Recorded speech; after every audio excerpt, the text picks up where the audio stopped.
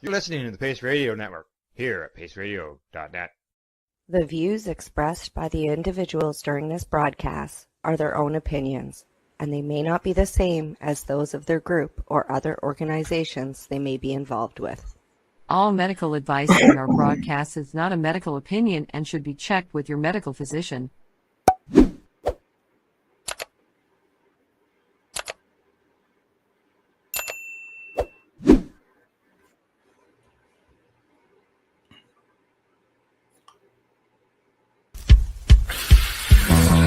Oh yeah, baby, that's lovely.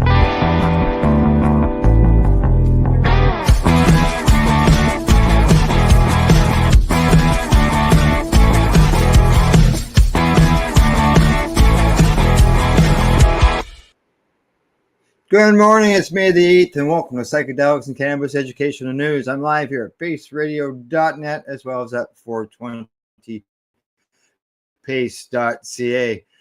Today in the news, just so you know, first off, Cindy, she has returned from Amsterdam. She will return Monday here to the show.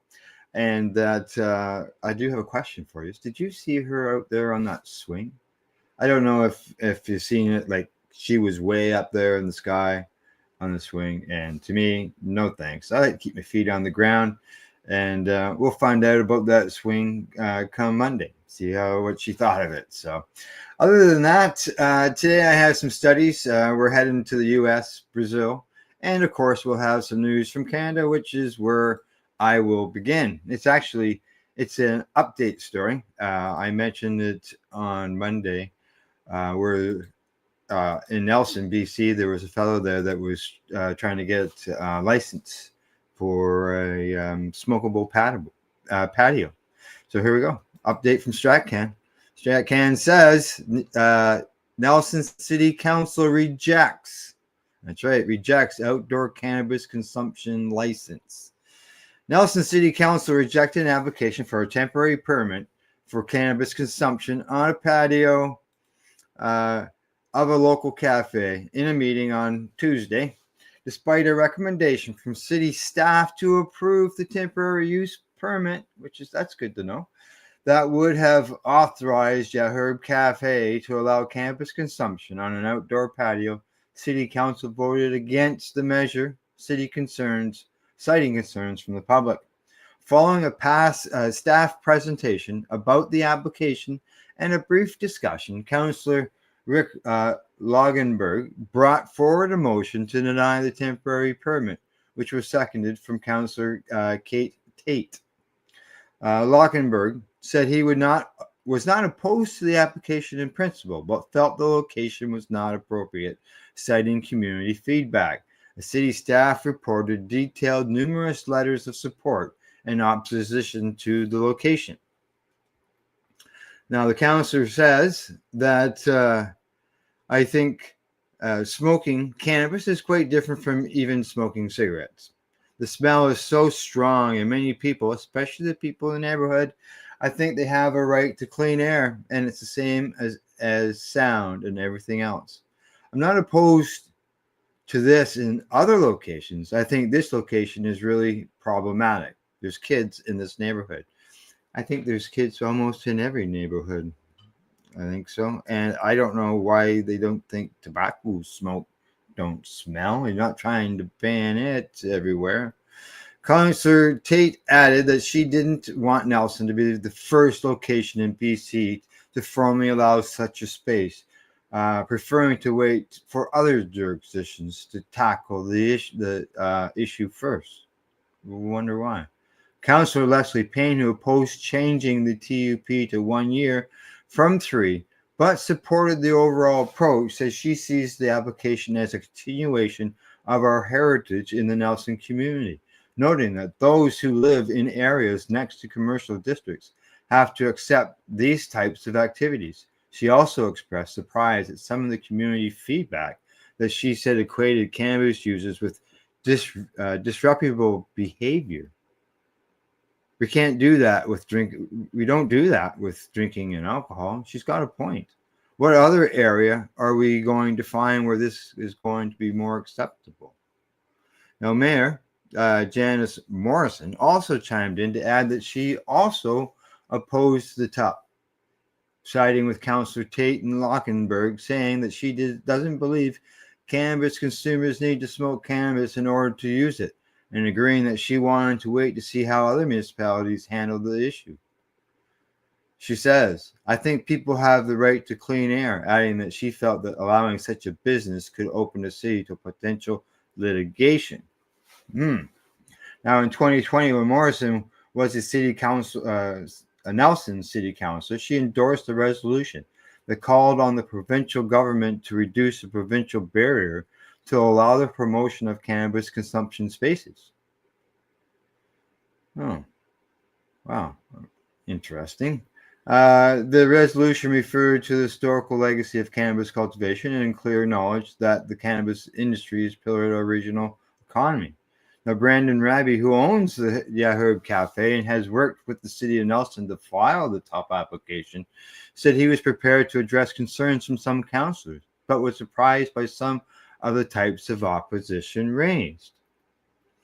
He says, we went from a community that permitted unlicensed, federally prohibited medical cannabis dispensaries to now a community where applications for cannabis consumption spaces are going to be confused with the criminal element and be avoided at all costs.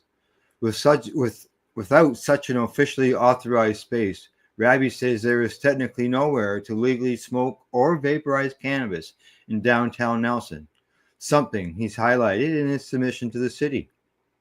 He says, it seems that the trend is there is no traction for legal cannabis here in Nelson. Without any exceptions, there is nowhere in downtown Nelson where consumption spaces can be permitted. Council noted that Raby can reapply for another permit in the future. 4 councillors provided enough votes to refuse the application, although the recorded video did not indicate all who voted to oppose.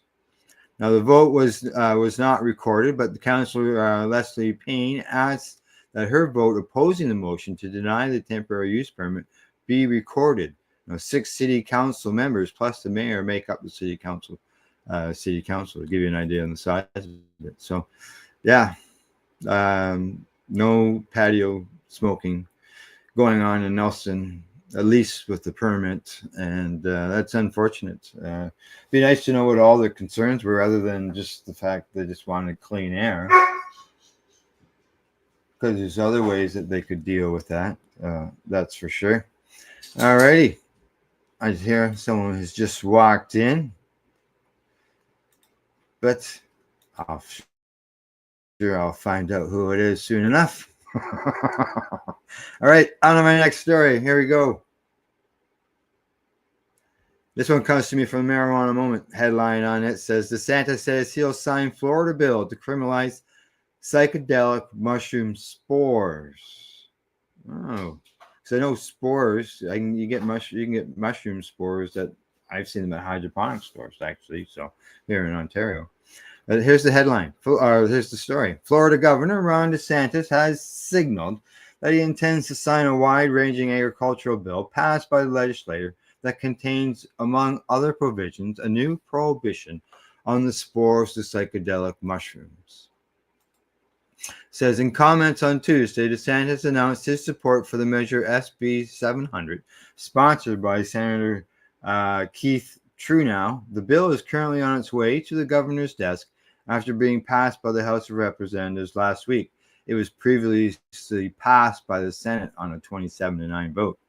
DeSantis' statement didn't address the legislation's psychedelic mushroom spore ban or most other provisions of the roughly 150-page bill, and still he zeroed in on the part of the bill that would ban local governments from adding fluoride to public drinking water, an issue that dominated debate as the proposal made its way through the legislature. It says the free state of Florida means freedom from governments or private actors unilaterally applying chemicals or geoengineering to people or public spaces, he said in a release. With respect to psychedelic mushrooms, the bill would allow outlaw transporting, importing, selling, or giving away spores or mycelium capable of producing mushrooms or other material which will contain a controlled substance, including psilocybin or psilocin, during its life cycle. Violating the proposed law would be a first-degree misdemeanor, carrying a maximum 1 year in jail and $1,000 fine. SB 700 would also make a variety of adjustments around Florida's agricultural lands, utilities, and wildlife management. Psilocybin and psilocin are the two main psychoactive compounds in the magic mushrooms, although spores themselves typically do not contain psilocybin or psilocin. They eventually produce the fruiting bodies, mushrooms that do contain this psychedelic compound. That's like cannabis. There's no THC until you get your buds, really. Because the spores don't contain any controlled substances, the federal government deems them legal. That's interesting. I did not realize that. And it says, if mushroom spores or any other material do not contain psilocybin or psilocin or any other controlled substance, the material is considered not controlled. Terry Boss, the Drug Enforcement Agency, Drug and Control or Chemical Evaluation Section Chief, said in a memo last year. It says, in Florida, legislative report of HB 651, a House companion bill to the measure now heading to DeSantis, similarly notes that spores do not contain any psilocybin properties themselves and therefore could be considered legal under current law. To prevent that, the proposal would clarify as illegal any spores or mycelium that could produce psilocybin or psilocin at any time. So even though it doesn't have any in it, just because it could down the road, they're outlawing it. As for psilocybin and psilocin themselves, the substances are already illegal in Florida. Simple possession is a third-degree felony, carrying up to 5 years in prison and a $5,000 fine.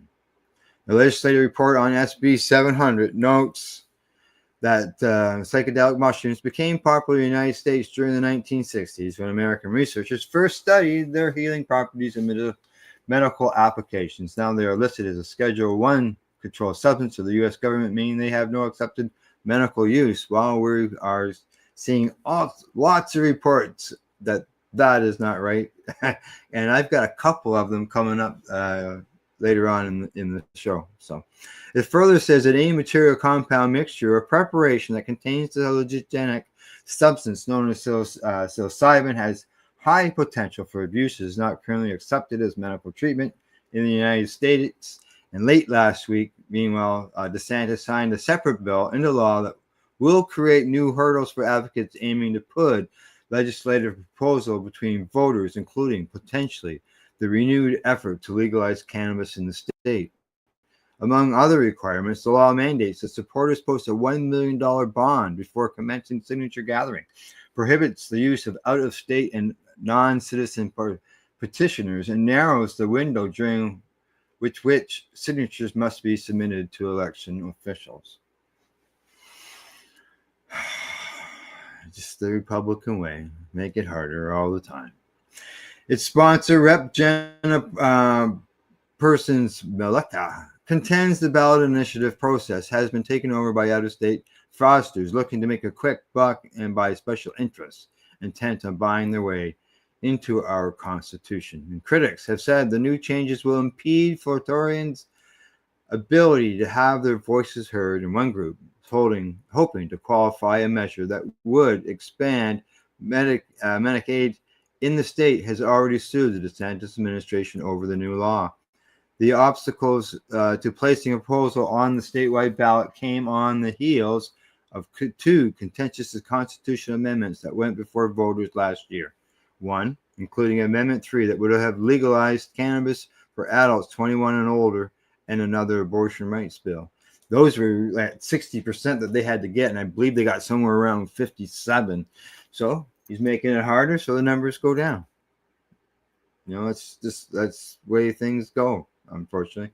Okay, I see there's still lots more in this story, so I'm just going to shut her down there. That pretty well, you got an idea what's going on there. Anyways, in Florida, DeSantis is, going after psilocybin and psilocin, whether it's in the plant or not. So, and making it harder for people to, vote on those things, which, like I said, I'm not surprised whatsoever on that. So let's move on. Let's get some good news going on here. And that's coming on with the next story right here. This one comes to me from Green State. It says, new weed compound discovered. But that's not the best part. Well, let's find out what this is all about. The cannabis plant is incredibly complex and hundreds of active compounds. Most people are familiar with THC and CBD. Minor cannabinoids like CBN, CBG, THCV are starting to make waves, but researchers in South Korea have identified a previously unknown cannabinoid in a rather surprising way.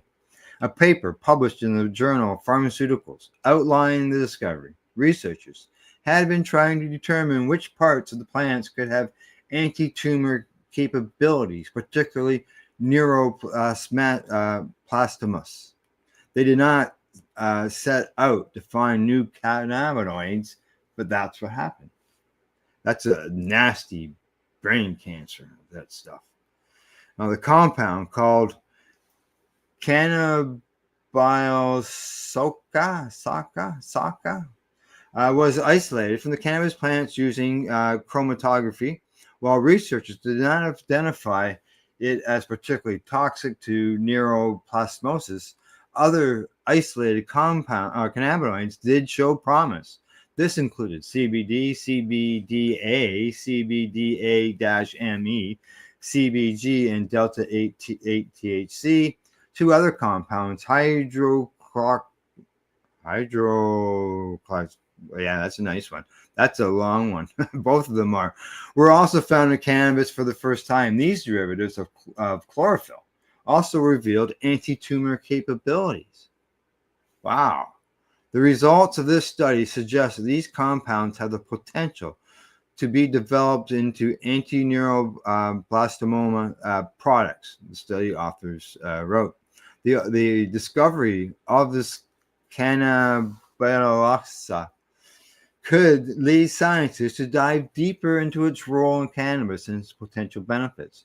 The overall results of the Korean study were also exciting in the continued fight against cancer, since several cannabis compounds could have promise in destroying tumors.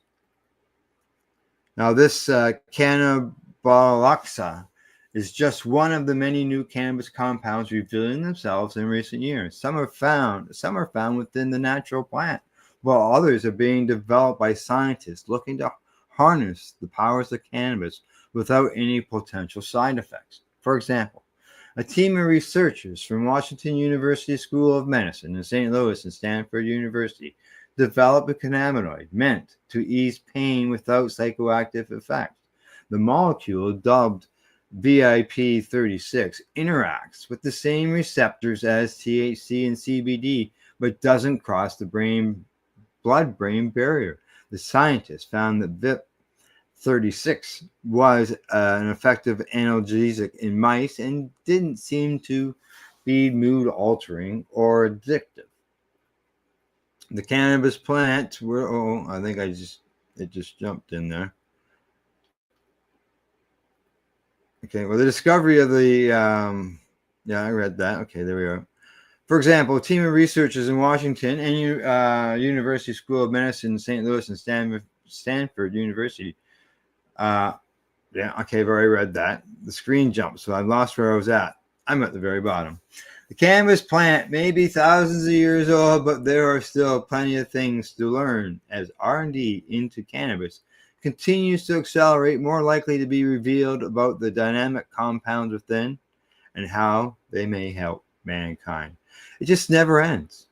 The plant just keeps giving and just giving out. There's just so much to be found within the cannabis plant that even after all these years, they are discovering more all the time. All right, on to my last story before we go to break. And here we go. This one comes to me from Parkinson's News Today. So this is Parkinson's News Today. And the headline says, psilocybin eases depression, anxiety, and Parkinson's. This is Parkinson's News Today. They're telling their patients psilocybin is going to help them. Low dose psilocybin, a naturally occurring psychedelic compound, may be promising therapy for mood issues, including depression and anxiety in people with Parkinson's disease. It's according to data from a pilot phase 2 clinical trial. In addition to significant reductions in depression and anxiety, results from the trial pointed to psilocybin's potential benefits for patients' cognitive and motor function. The study was conducted by researchers at University of California and San Francisco Transitional Psychedelic Research Program and funded by an anonymous donor. Now, Ian Bradley, the AMD in the study's office, says we are still in very early stages of this work, but this first study went well beyond what we expected. The trial's results were described in the study psilocybin therapy for mood dysfunction in Parkinson's disease. An open-label pilot trial was published in the Neuropsychopharmacology. And it says besides Parkinson's hallmark motor symptoms, people with a neurodegenerative disease may experience emotional and mood issues, like depression and anxiety, that often precede the onset of motor symptoms. Many people don't realize this, but mood symptoms in Parkinson's are linked to a faster physical decline, says Bradley. And they are actually a stronger predictor of patients' quality of life with Parkinson's than their motor symptoms. Now it says that this study provides the first data on psilocybin's effects of any neurodegenerative disease, the researchers wrote. And the results suggest that psilocybin therapy in Parkinson's disease warrants further investigation. The researchers evaluated the safety and preliminary efficacy of psilocybin within 12 adults and with mild to moderate Parkinson's who also had depression and or anxiety. Each participant received one 10 milligram dose of psilocybin, followed by a 25 milligram dose 2 weeks later, together with psychotherapy sessions.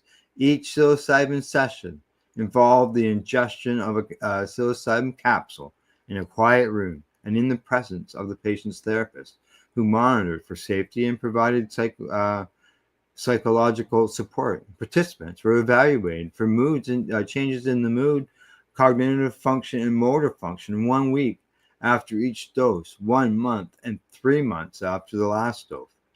10 participants experienced adverse effects while on the psilocybin, and the most common was anxiety, nausea, headaches, and evaluated blood pressure, and none required medical intervention. No serious side effects were reported. Patients experienced significant decreases in Parkinson's motor and non-motor symptoms at the 1 week and 1 month follow-up evaluations, as assessed by the Motor Movement Disorder Society Unified Parkinson's Disease Rating. 1 month after the last dose, scores on the scales Part 1, which assesses Parkinson's non-motor symptoms, had decreased by 13 points. Scores on Parts 2 and 3, which evaluated motor symptoms on their ability of daily life, decreased by 7.5 and 4.6. So they said that improvements noted were psychotic symptoms were minimal at baseline and were significantly reduced post-treatment, adding that there was also significant improvement in patients' cognitive function, particularly relating to memory and learning. Depression assessed with the Montgomery-Åsberg Depression Rating Scale was significantly reduced at both the 1 week and 1 month follow-up. Anxiety, evaluated by the Hamilton Anxiety Rating Scale, was also significantly eased at the 1 week follow-up evaluation, but changes after 1 month failed to reach statistically significance. 3 months after the last dose, the MADRS score had decreased by 9.3 points, and the HAM-A scores had dropped by 3.8 points. Changes that were statistically significant, and they said changes to the MADRS scores were also considered clinically meaningful at all time points. They say here that while there is no agreed upon threshold for the HAM-A, a prior study of anxiety in PD, which is Parkinson's disease, estimated minimal clinical important difference of 4 points, the researchers wrote, meaning that only the changes at the 1 week evaluation may have been clinically meaningful. So they do the one dose and it lasts a week. You know, you're not taking popping pills, or even if it lasts 2 weeks, you're not popping pills every day. Researchers said the beneficial effect of psilocybin on the patient's mood could have resulted in better cognitive and motor functions. Another possible explanation is that the medicine could reduce inflammation to promote the growth and reconnection of brain cells, a process known as brain plasticity. The vast majority, according to Joshua Woolley, the vast majority of brain diseases still lack interventions that change the course of illnesses. Now that's beginning to change. These results raise the exciting possibility that psilocybin may help the brain repair itself. Like brain repairing itself. Yes. You know, and if it needs some psychedelics in order to help that, then why not? Right? Why not? I'm going to probably have some more on that maybe in the second half of the show, where we'll be talking about psychedelics and a couple of the stories. But in the meantime, it's time for me to take a break, and I'll be back shortly. You're watching Psychedelics and Cannabis Educational News. I'm live here at paceradio.net and 420pace.ca. You're listening to the Pace Radio Network here at paceradio.net. Limestone City Hydroponics is Kingston, Ontario's hydroponics shop. Take your growing to the next level and create the optimal environment with a tent kit, or maximize your yield with an ebb and flow flood table kit. Either way, Limestone City Hydroponics has more sizes and options to fit your needs. Are you looking for the power of the sun that adapts to your budget? Then look no further, as they have professional grow lighting. They have indoor grow systems that are easy and cost effective, with many options to fit your living space and lifestyle. Cultivate your growing potential. We have everything you need to succeed. And if you can't make it to the store, they offer local delivery to the greater Kingston area. Remember, when you're looking for experts to help you grow, then look no further than the locally owned Limestone City Hydroponics, 105 Sunderland Drive in Kingston, Ontario. Call them at 613-548-0420. Are you looking to get your medical cannabis grow license? Limestone City Hydroponics can help patients through the process of obtaining their license to grow medical cannabis. What's that? You don't have a doctor? If you meet the medical criteria, Limestone City Hydroponics has a nurse practitioner who can assess and provide medical cannabis prescriptions. What are you waiting for? Contact Limestone City Hydroponics at limestonecityhydroponics.ca or call them at 613-548-0420. What do you find at paceradio.net? People advocating cannabis education. Enjoy the buzz of legalization with Campbellford Lifestyle Shop. From lights to plant nutrients, books, consumption accessories, and more, we've got all your basics to grow or consume cannabis. Visit our info center or take a look at our piercing services and body jewelry, now available in-store through Campbellford Lifestyle Shop, 17 Bridge Street West, Campbellford. Rerolled Saturdays. Check it out. Nothing but non-stop cannabis and psychedelic programming. Find it at 420pace.ca.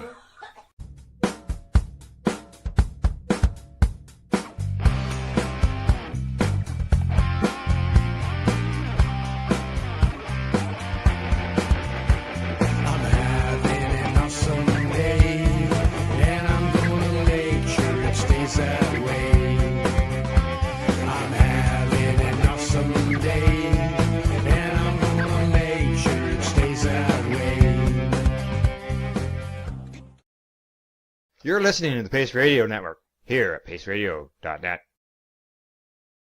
All right, I'm back and we're live, and I got 4 more news stories to bring up, and we're going to start right off here with a story coming to us from the government itself, from the U.S. government, NIH actually. And this is headline there says an LSD analog for treating psychiatric diseases. Certain psychiatric diseases, such as depression and schizophrenia, feature a loss of structures called dendritic spines from neurons. Now, these dendritic spines form the receiving end of synapse or connections between neurons. Psychedelic drugs such as LSD have shown promise relieving some symptoms of these psychiatric diseases. The drugs act by binding certain serotonin receptors to the brain to promote the growth of new spines and formulation of new synapses. The process is known as neuroplasticity. But psychedelic drugs can also have other effects. Their hallucinogenic side effects make them unsafe for many people. This is particularly true for people with schizophrenia or family history of psychosis. Hallucinogens and delusions are symptoms of schizophrenia that hallucinogenic drugs can make worse. Previous research showed that modifications of a psychedelic called DMT could reduce its hallucinogenic potential while retaining its ability to promote plasticity. The modified compound bound to the same serotonin receptors as DMT, but in a slightly different manner. LSD is even more effective at promoting plasticity than DMT.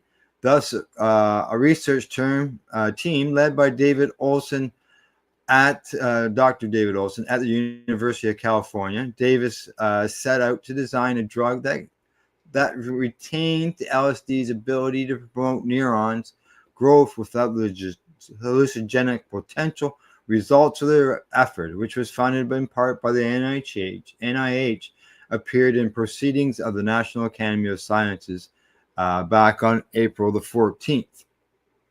Of 2025. So, guided by the DMT results, the team tried switching the places of the two atoms in LSD. This resulted in a compound that had the same 3D structure as LSD, but altered the way it bound to its target receptor, similar to the modified DMT. The researchers developed a procedure for synthesizing the compound, which they named JRT, from commercially available starting materials. The team tested JRT's ability to bind different receptors found in the central nervous system. While LSD can bind to many receptor joints or types, JRT bound only to serotonin receptors. Interactions with specific serotonin receptors, the 5-HT2A receptor, are responsible for both the plasticity promoting and the hallucinogenic effects of psychedelics. Now, JRT was potent at activating this receptor, although to a lesser extent than LSD. JRT promoted the growth of dendritic spines in cultural rat neurons. It did so as well or better than LSD and the antipsychotic drug clozapine. When the team administered JRT to the mice, it increased the density of the dendritic spines and synapse.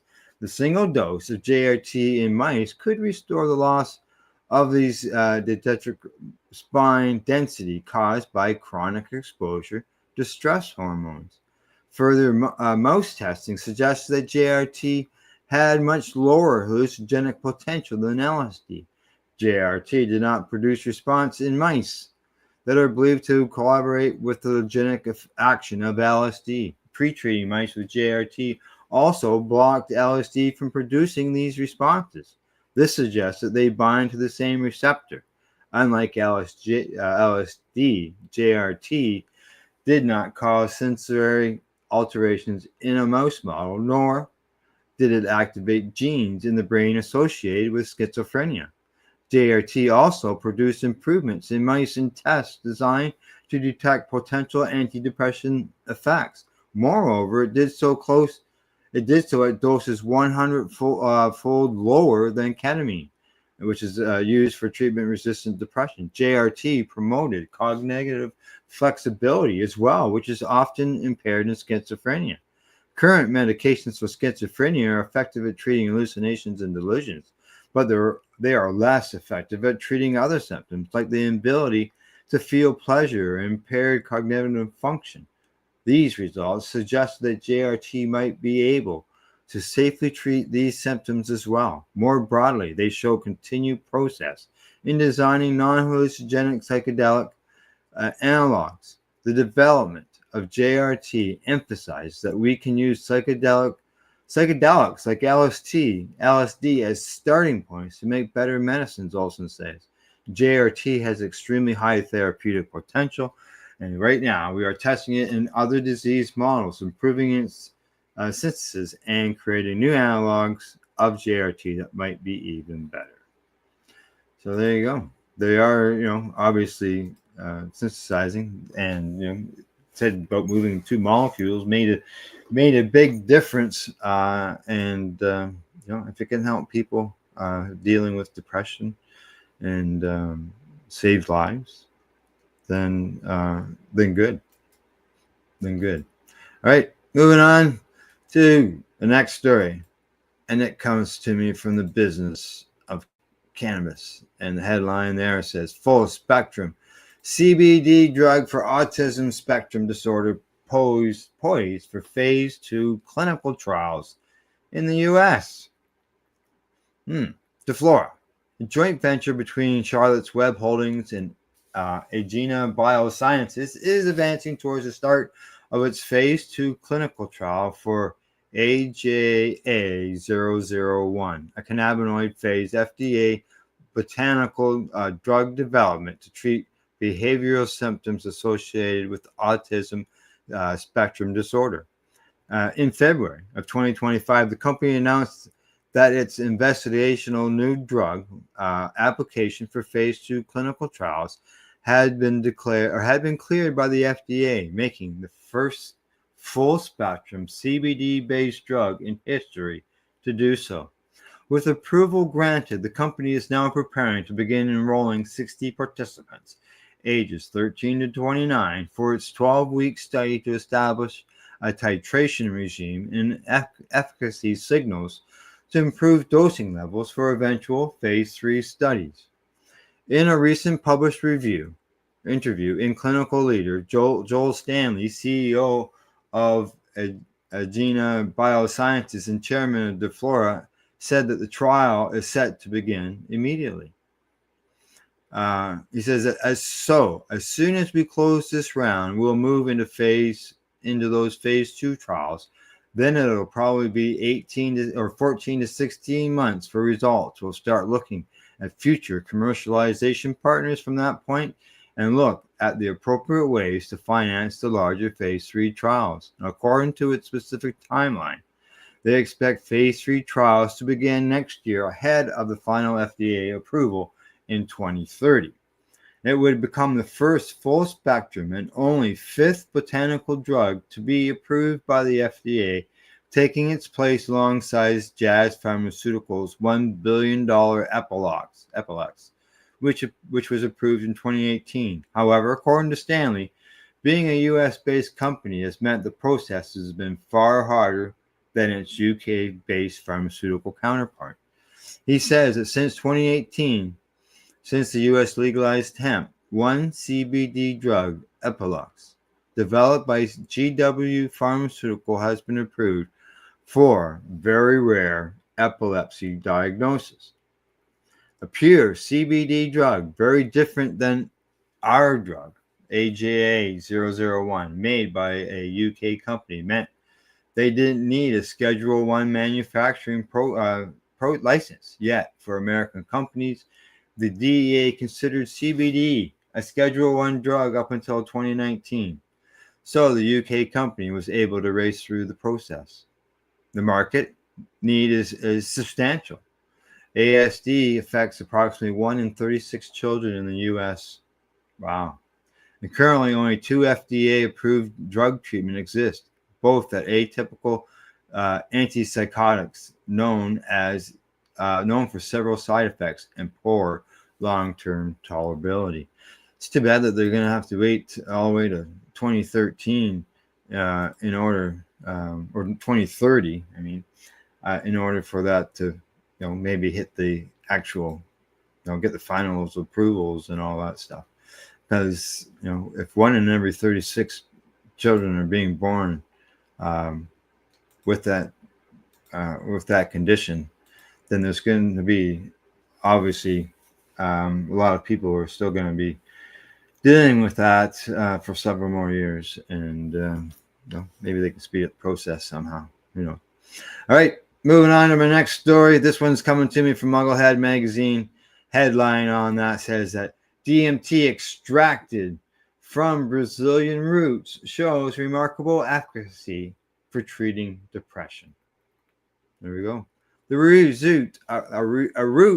of a Brazilian plant has been attracting attention recently for its psychedelic healing powers.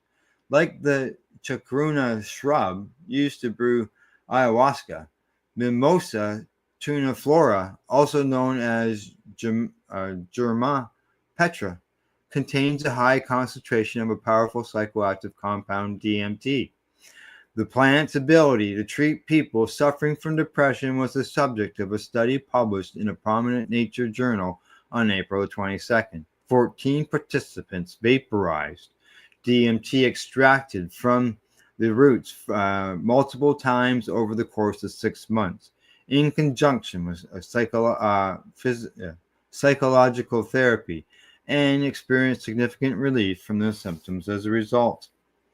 Now, according to Marcelo Falchi, psychiatrist and DMT researcher at the University of Rio Grande do Norte's Brain Institute, says that what I've observed and what I find particularly interesting is its rapid effect.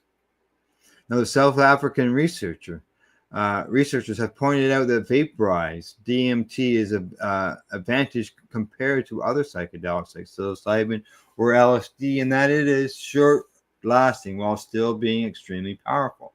Vaporized DMT offers a non-invasive, time-efficient, cost-effective alternative to other psychedelics and traditional antidepressants, supporting its role in interventional psychiatry and public health, the authors noted in their paper. Now, the DMT derived from this plant has been used for centuries by indigenous groups in the country for healing purposes. They believe that it helps them to connect with the spirit world. The native tribes also ingest it in a wine-like brew and ayahuasca variation known as Germahuasca, while engaging in traditional ceremonies involving drumming and dancing. Now, the Germa petra is a plentiful and cheap source of DMT. The primary costs are the time and equipment involved in extracting it properly. Researchers from the Brain Institute says that although vaporizing DMT is highly beneficial for many, it does not work for others. It's just like cannabis. There's no guarantee it works for everybody. We have patients who improve significantly and others who don't improve at all. Says Fernando Falafino Fortes, it's a neuroscientist from the Institute. This sentiment was echoed by Drula Ejo, a psychiatrist from university and head of the DMT research project, saying that this is not a silver bullet that's going to take care of every problem for everyone. Ayahuasca and psychedelics are not for everyone, just like how a roller coaster is not for everyone. I always hate to say cheeseburgers because I can't eat cheeseburgers. So I always say cheeseburgers aren't for everyone. Eze Joe says that him and his colleagues are aiming to conduct a much larger assessment with 100 participants for further insight, saying, let's say that in 5 years we'll have a clear picture of when DMT from this Germa petra will reach a real clinical setting. So there you go. And if it saves frogs, because some people are going after the frogs, if you get this from this plant, then all the better, right? And be able to help patients. Like I said, even though it doesn't help everybody, but it helps some patients. That's good news because there's benefit there, right? So, okay, on to my last story of the day. There we go. This one comes to me from Leafy. The headline says, cannabis use has less impact on airway health than tobacco. Cannabis users have airway health which is closer to that of non-smokers than tobacco smokers, according to the new research from the University of California, Davies Lung Center. Yes, that's good news. Good news for sure. Researchers collected breath samples from 285 participants to analyze the toxic profiles of those who smoke or vape cannabis, those who smoke tobacco or vape nicotine products, and those who abstain entirely. The results published in the journal Respiratory Research revealed striking differences between cannabis and tobacco users. Tobacco smokers and nicotine e-vapes usually all display similar toxic breath profiles with elevated levels of inflammatory oxylipins. In contrast, cannabis smokers and vapors showed breath profiles remarkably similar to non-users, with some cannabis consumers even exhibiting lower toxic levels than those who abstain completely. What? Wow. Cigarettes unregulated these inflammatory fatty acids, but we didn't see that nearly as much with cannabis or cannabis product, noted one of the study's authors. When we look at the signatures from the cannabis smokers, they look closer to non-smokers and non-users and non-smokers than the tobacco smokers, and that was a surprise to us. The study's participants included 285 people, comparing 89 non-smokers, 97 smokers, and 95 cannabis users.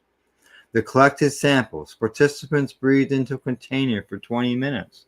The samples were filtered to remove saliva and frozen at minus 80 degrees before analysis. Researchers specifically examined levels of inflammatory oxylipins typically evaluated in tobacco smokers and 403 significant metabolites associated with tobacco smoke. Now, the researchers reported in the journal Respiratory Research saying targeted measurements of oxylipin inflammatory markers found significant upregulation among those using tobacco products relative to non-users. Cannabis users exhibited oxylipin levels closer to and often downregulated compared to non-smokers. The findings come as cannabis use continues to rise globally, particularly in the U.S., where nearly half of the states have legalized recreational cannabis.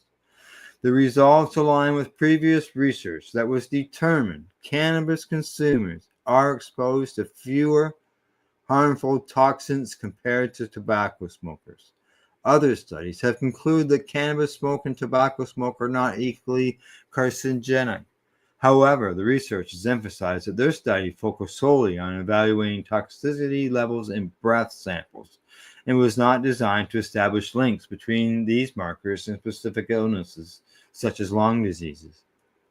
The study authors concluded with, while the approach allows for the identification of key inflammatory biomarkers, it does not seek to establish direct links to clinical outcomes such as lung disease or respiratory dysfunctional limited conclusions about the clinical impact of these biomarkers.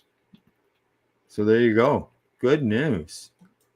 Boy, I hadn't seen anything like that reported anywhere, and that's good news for sure, and especially when it says that the level of toxins in a cannabis user was less than a non-cannabis user and non-tobacco user. Like, obviously there's benefits going on in there, so hopefully there's more studies that will come up that will repeat similar outcomes, and if they increase it as far as the participants, and see what happens, see if they can go on further, see whether it can have an effect on things such as lung cancer, throat cancer, so on and so forth. So we'll never know until they get to that point, but hopefully they do some more research to find out the answers. So, well, other than that, I've got all my stories done. 8 stories are done today. Cindy will return on Monday. We'll find out all about her trip to Amsterdam, see what she thought about that swing that was way up in the air, sort of like doing the CN Tower in Toronto. No, thank you. But other than that, that's our news report for today. Thanks to our buds at the Campbellford Lifestyle Shop, At-Eze.ca, and Limestone City Hydroponics. In closing, as always, I'd like to say thanks for watching, thanks for tuning in, listening, wherever you may be, and please don't forget to educate, medicate, and do not incarcerate. You're listening to the Pace Radio Network here at paceradio.net.